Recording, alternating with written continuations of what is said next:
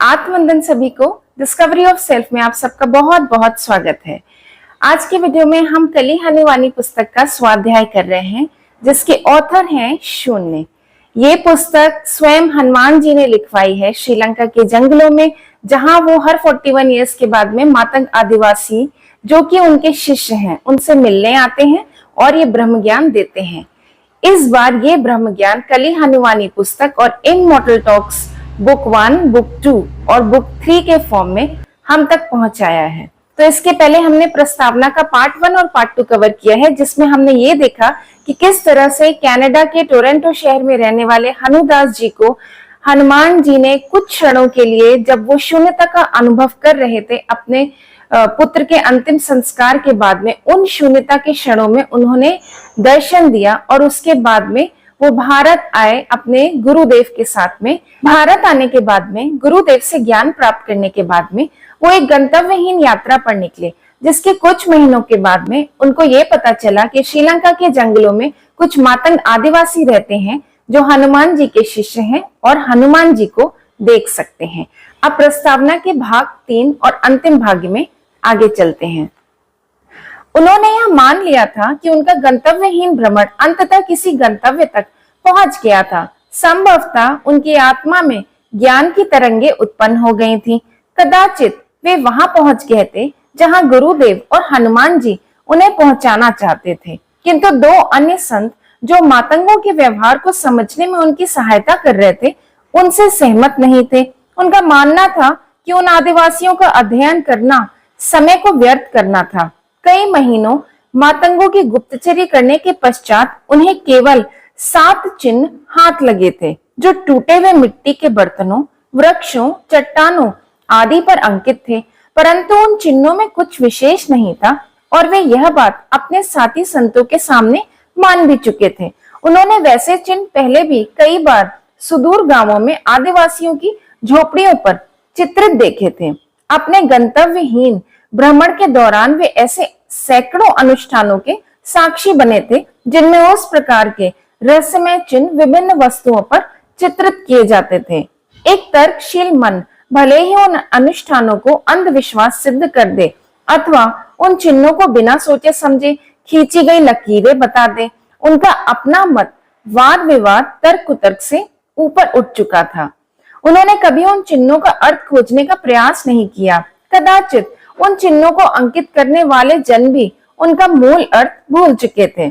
अपने भ्रमण के दौरान उन्होंने यह सीखा था कि अनुष्ठान का अनुभव उसके अर्थ से कहीं बड़ा होता है, और वैसे भी वे अपने मन को जीतकर उसे सुषुप्त करने के लिए भटक रहे थे, न कि हर छोटी बड़ी चीज के अर्थ का आहार खिलाकर उसे और भी सक्रिय करने के लिए। किंतु मातंगों द्वारा अंकित उन 7 चिन्हों का अर्थ निकालने की एक आंतरिक इच्छा उनमें जाग उठी थी। वह कोई साधारण इच्छा नहीं थी, अपितु एक अंतरात्मा का आह्वान था।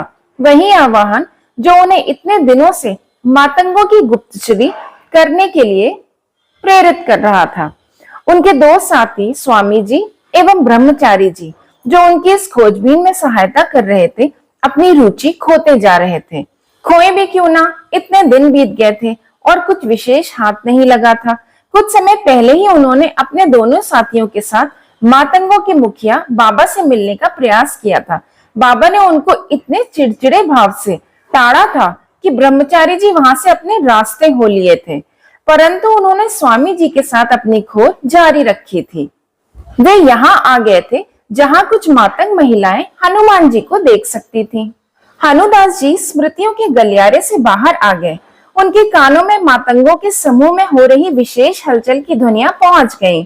उनकी आंखों में आशा का जुगनू टिमटिमाया। समूह में से एक दुबली पतली युवती चिल्ला चिल्ला कर हवा के साथ मुष्टि युद्ध कर रही प्रतीत हो रही थी। उसकी देह मानो किसी भूत पिशाच के वश में थी। उसके हाथ पैर कटी पतंग की तरह फड़फड़ा रहे थे। समूह की शेष महिलाएं आतंकित अवस्था में खड़ी थीं। कुछ नया नहीं है, इसे मिर्गी का दौरा पड़ा लगता है, हनुदास जी बुदबुदाए।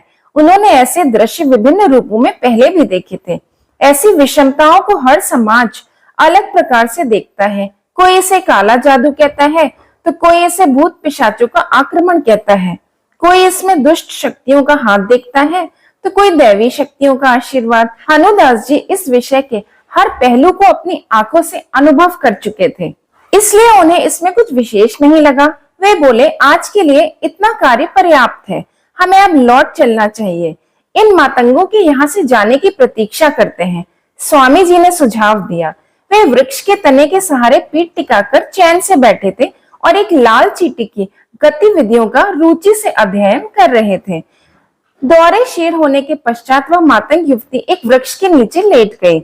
समूह की अन्य महिलाएं पहले की तरह इधर उधर लकड़ी चुनने के कार्य में लीन हो गईं।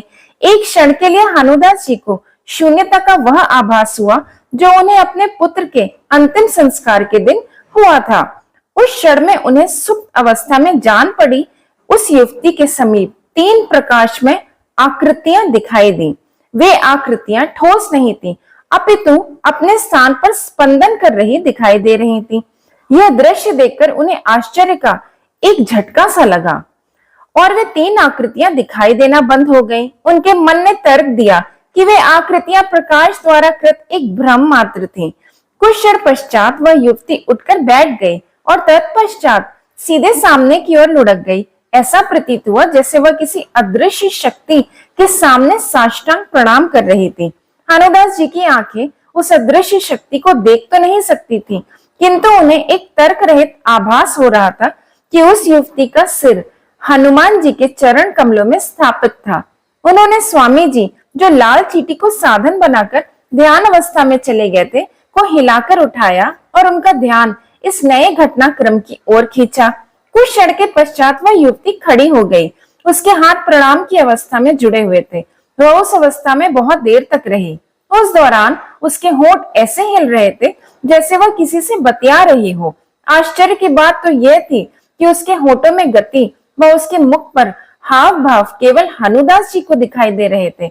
स्वामी जी को तो लग रहा था कि वह युवती शांत एवं औष्ठबद्ध अवस्था में ऐसे खड़ी थी जैसे प्रार्थना कर रही हो।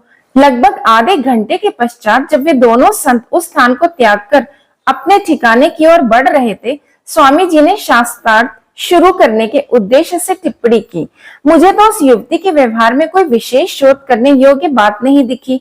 भयानक एवं हिंसक दौरा पड़ने के पश्चात जैसा व्यवहार अपेक्षित है वैसा ही व्यवहार वह कर रही थी, किंतु हनुदास जी को शास्त्रार्थ में अब कोई रुचि नहीं थी। वे मानसिक सीमाओं के पार शून्यता में लीन थे।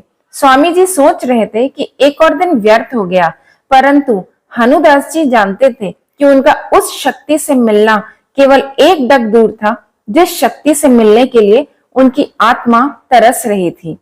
कुछ दिन पश्चात ही उन्होंने मातंगों द्वारा गूढ़ लिपि में अंकित उन 7 चिन्हों का गुप्त अर्थ जान लिया था। वह एक पहेली थी जिसका अर्थ था, चिरंजीवी हनुमान 41 वर्ष में एक बार अपने शिष्यों अर्थात मातंगों को ब्रह्म ज्ञान देने आते हैं। अगले कुछ महीनों के दौरान उन्होंने मातंगों से ऐसे सहस्त्रों गूढ़ चिन्ह प्राप्त किए और उनमें छिपी पहेलियों के अर्थ निकाले।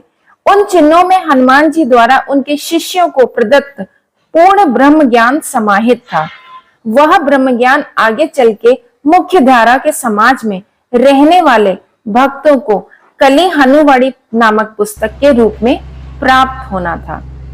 तो प्रस्तावना आज यहीं समाप्त होती है। प्रस्तावना के माध्यम से आपने ये समझा कि किस तरह से कली हनुवाणी हनुमान जी ने हनुदास जी द्वारा हम तक पहुंचाई। तो अगले स्वाध्याय में हम चैप्टर 1 स्टार्ट करेंगे। जय हनुमान जी, जय सीताराम।